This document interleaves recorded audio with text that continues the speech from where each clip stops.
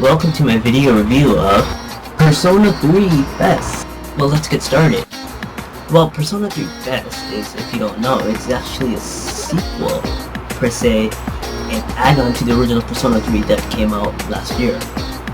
It basically adds 30 hours of extra gameplay from the original game. Persona 3 FES, it has two elements of gameplay.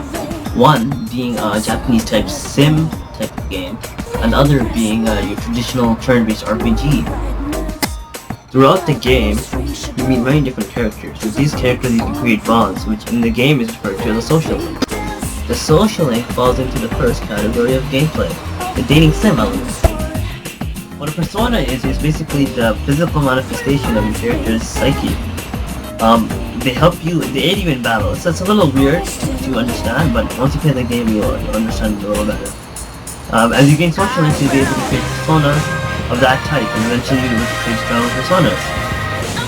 There are a few ways of getting a persona. One being, after winning a battle, the game goes into a little card shuffle minigame, where a few cards are placed on the screen, and each card has a different symbol on it. This could either be money, regain some of your health, gain some extra experience, or gain a new persona. The most important aspect of Persona 3 is the battle link system.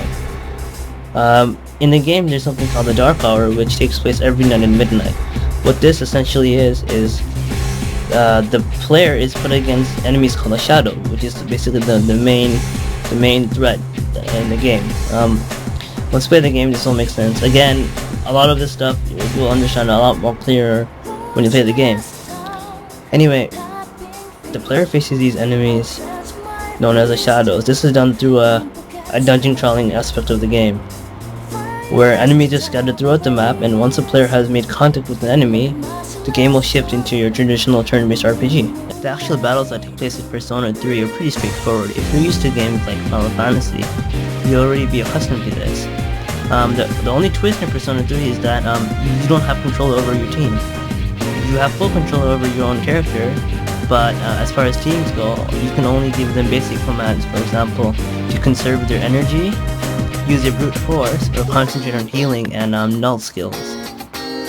But you don't really have to worry about that because the computer AI is pretty good. The final aspect of battles in Persona 3 are boss battles. In this game, the player will be notified of a boss by a full moon, and a full moon takes place every week or so in game time.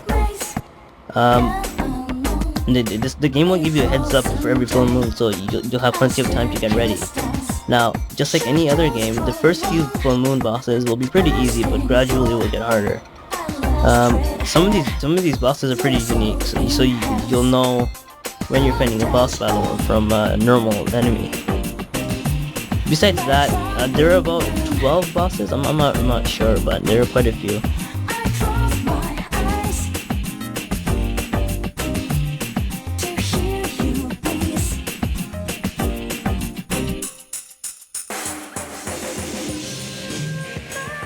My final thoughts on Persona 3 are positive. If you're a fan of RPG games, you're gonna enjoy this game. Especially at the price tag of $30, it's half the price of a brand new game. This has everything the original Persona 3 has, plus an additional $30 of extra games. So my final thoughts on Persona 3 are buy it if you're a fan of RPG. If you're not into RPG games, it's a pass.